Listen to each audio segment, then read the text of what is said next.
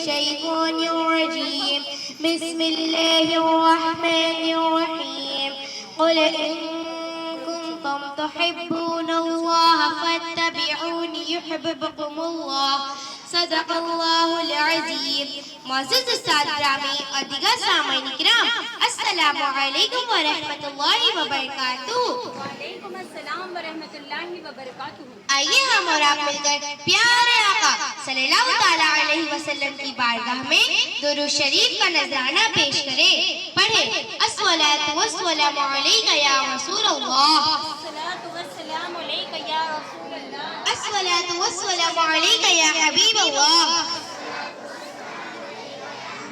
الصلاۃ والسلام علیک یا نبی اللہ، السلام علیک یا نبی اللہ، وعلی آلک واصحابک یا نور اللہ صلی اللہ تعالیٰ علیہ وسلم۔ صلی اللہ تعالیٰ علیہ وسلم۔ آج میری تقریر کا عنوان ہے اسلامی معاشرہ اور اطاعت رسول صلی اللہ تعالیٰ علیہ وسلم۔ ابھی میں نے قرآن کریم فرقان حمید کی ایک آیت مبارکہ کا شرح حاصل کری ہوں۔ اس کا ترجمہ کنز ایمان میں کچھ اس طرح ہے: اے محبوب، فرما دیجئے اگر تم اللہ سے محبت کرتے ہو تو میری پیروی کرو۔ اس آیت مبارکہ سے ہمیں یہ پتہ چلا کہ اگر اللہ کی محبت اور قرب چاہتے ہو تو تمہیں رسول صلی اللہ تعالیٰ علیہ وسلم کی پیروی کرنی ہوگی۔ اگر کوئی بھی رب کا چاہتے ہو دونوں جہان میں، اگر کوئی بھی رب کا چاہتے ہو دونوں جہان میں، اسلامی بھائیوں کر لو اطاعت رسول کی۔ معزز سامعین کرام، میں عرض کرنا چاہتی ہوں آج ہمارا کیا حال ہے؟ ہم کلمہ پڑھتے ہیں محمد عربی صلی اللہ تعالیٰ علیہ وسلم کا اور اطاعت کرتے ہیں یہود و نصارہ کی۔ ہمارا لباس غیروں کی طرح ہے، ہمارا رہنا سہنا غیروں کی طرح ہے، حتیٰ کہ آج کا مسلمان نام کا مسلمان رہ گیا الا ماشاء اللہ کو چھوڑ کر۔ اگر ہم صحابہ کرام کی زندگی کو دیکھیں تو کس طرح صحابہ کرام پیارے آقا صلی اللہ تعالیٰ علیہ وسلم کی اطاعت کرتے تھے۔ حضرت عائشہ صدیقہ رضی اللہ تعالیٰ عنہ فرماتی ہیں جب قرآن میں پردے کا حکم آیا تو جس مسلمان عورت کو جیسا بھی کپڑا میسر ہوا اس نے اسی کپڑے سے اپنے منہ پر نقاب ڈال لیا۔ ہمیں نظر آتا تھا جیسے ان عورتوں کے سر پر کوے بیٹھے ہیں۔ صحابہ کرام قرآن کا حکم ماننے میں اتنی جلدی دکھاتے کہ کوئی بادشاہ کا حکم بھی اتنی جلدی نہیں ہوتا۔ جب قرآن میں شراب کے حرام ہونے کا حکم نازل ہوا تو بے شمار روایتیں گواہ ہے کہ مدینے کی گلیوں میں شراب اس طرح بہ رہی تھی جیسے بارش کے بعد گلیوں میں پانی بہتا ہے۔ سامعین کرام، حضرت صبان رضی اللہ تعالیٰ عنہ حضور نبی کریم صلی اللہ تعالیٰ علیہ وسلم کے جانشین صحابی تھے۔ ایک مرتبہ حضور صلی اللہ تعالیٰ علیہ وسلم کی بارگاہ میں حاضر ہوئے تو نہایت غمگین تھے۔ ڈرتے ڈرتے عرض گزاری: یا رسول اللہ، جب تک آپ کے چہرے مبارک کی زیارت نہ کر لوں مجھے چین اور سکون نہیں ملتا، جب تک آپ کی پیاری مقدس گفتگو نہ سن لوں مجھے قرار نہیں ملتا۔ یا رسول اللہ، میں تو آپ کی زیارت سے اپنے من کو خوش کر لیتا ہوں، لیکن سوچتا ہوں جب قیامت کا دن ہوگا روز حساب کے بعد آپ جنت میں تشریف لے جائیں گے، یقیناً آپ کی عطا سے مجھے بھی جنت حاصل ہوگی، لیکن آپ وہاں اپنے درجے کے مطابق اعلیٰ ترین مقام محمود پر فائز ہوں گے اور میں وہاں کسی نیچے ہلکے درجے میں ہوگا۔ یا رسول اللہ، میں آپ کو دیکھ نہیں سکوں گا، آپ کی فرامین مقدس نہ سن سکوں گا۔ عزیزان گرامی، حضرت صبان رضی اللہ تعالیٰ عنہ جب اپنی محبانہ عرض پیش کر رہے تھے تو اللہ تعالیٰ کا فرمان لے کر جبریل امین حاضر ہوئے اور عرض کی: یا رسول اللہ، اپنے غلاموں سے یہ عرض کر دیجئے: بسم اللہ الرحمن الرحیم ومن یطع اللہ والرسول فأولئک مع الذین انعم اللہ علیہم من النبیین والصدیقین والشہداء والصالحین۔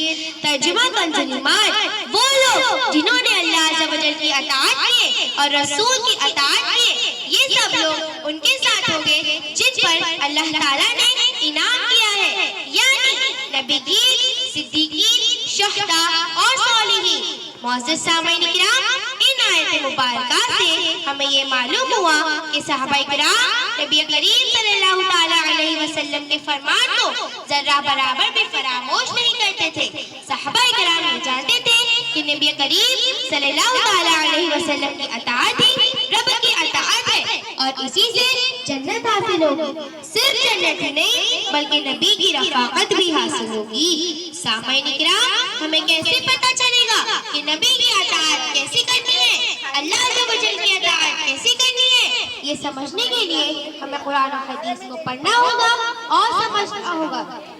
جس قرآن پر صحابہ کرام اس جذبہ اور شوق سے عمل پیرا ہوئے، وہ آج بھی حرف بحرف موجود ہے اور قیامت تک اسی طرح موجود رہے گا۔ آج قرآن ہمارے پاس موجود ہے، حدیث ہمارے پاس موجود ہے، اگر ضرورت ہے تو صرف اس پر عمل کرنے کی اور اپنے آپ کو بدلنے کی، کیونکہ رب کا یہ قانون ہے۔ خدا نے آج تک اس قوم کی حالت نہیں بدلی، خدا نے آج تک اس قوم کی حالت نہیں بدلی، نہ ہو جس کو خیال آپ اپنی حالت بدلنے کا۔ ایک وقت تھا جب مائیں اپنے بچوں کو گود میں لے کر قرآن کی تلاوت کیا کرتی تھی۔ آج کل کی مائیں بچوں کو گود میں لے کر ایسی ہی بے لغت بے معنی لوریاں سناتی ہے کہ خدا کی پناہ، بلکہ نئی نسل تو فحش گانوں کی طرف مائل ہو رہی ہے۔ ماں کی گود بچے کی پہلی درسگاہ ہے۔ جب مائیں قرآن پڑھنے والی ہوتی ہے تو اس وقت بیٹے بھی محدث، مفکر، ولی پیدا ہوتے تھے۔ آپ کہیں گے کہ ماں کے قرآن پڑھنے سے بیٹے کی ولایت کا کیا تعلق؟ آپ حضرت بختیار کاکی رحمت اللہ علیہ کی زندگی کو دیکھو۔ جب آپ کی عمر 5 برس کی ہوئی تو آپ کے والد آپ کو قرآن پڑھانے قاری صاحب کے پاس لے گئے۔ قاری صاحب نے آپ کو اعوذ باللہ بسم اللہ پڑھائی تو آپ نے بھی پڑھی، پھر پڑھایا الحمدللہ رب العالمین تو آپ خاموش رہے۔ استاد صاحب نے کہا بیٹے کیوں نہیں پڑھتے؟ آپ نے فرمایا مجھے یہ سارا سبق آتا ہے، میں یہاں سے نہیں پڑھوں گا۔ استاد صاحب نے فرمایا پھر کہاں سے پڑھو گے؟ حضرت بختیار کاکی رحمت اللہ علیہ نے فرمایا 15ویں پارے سے۔ استاد صاحب حیران ہوئے، پوچھا 14 پارے کہاں سے یاد ہوئے؟ آپ نے فرمایا میری والدہ 14 پارے حافظہ ہے اور میری امی کی عادت ہے جب تک صبح ان 14 پاروں کی تلاوت نہ کر لیتی دنیا کا کوئی کام نہیں کرتی۔ یہ 14 پارے میرے ذہن میں پختہ ہوتے چلے گئے۔ سبحان اللہ۔ سامعین کرام، جب ماں قرآن پڑھنے والی ہوتی ہے تو بیٹا بھی کربلا میں نیزے کی نوک پر قرآن سنانے والا حسین ہوتا ہے۔ آج اگر ماں کی زبان پر قرآن کی قرأت نہ ہوئی تو آگے بھی بچوں کو دین کی بات کہنے کی ضرورت نہ ہوگی۔ ہمارے گھر سے قرآن کی تلاوت جاتی رہی تو ساتھ ساتھ خدا کی رحمت بھی جاتی رہی۔ اللہ اکبر۔ امیر کا گھر ہو یا غریب کا، ہر گھر میں بے چینی ہے۔ آخر میں اتنا ہی کہوں گی کہ محمد سے وفا تو نے تو ہم تیرے ہیں، کہ محمد سے وفا تو نے تو ہم تیرے ہیں، یہ جہاں چیز ہے کیا لوح و قلم تیرے ہیں۔ درس قرآن اگر ہم نے نہ بلایا ہوتا، درس قرآن اگر ہم نے نہ بلایا ہوتا، یہ زمانہ نہ زمانے نے دکھایا ہوتا۔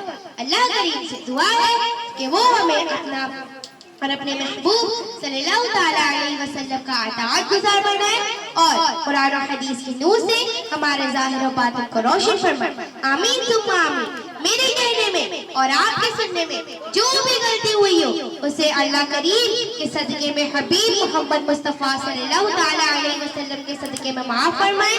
استغفر اللہ ربی من کل ذنب واتوب الیہ وما علینا الا البلاغ المبین۔ السلام علیکم ورحمۃ اللہ وبرکاتہ۔ وعلیکم السلام ورحمۃ اللہ وبرکاتہ۔ ماشاءاللہ ماشاءاللہ سبحان اللہ، بڑے ہی نصیحت آمیز بیان بچی نے کیا۔ اب مسابقہ تقریر کی تیسری کڑی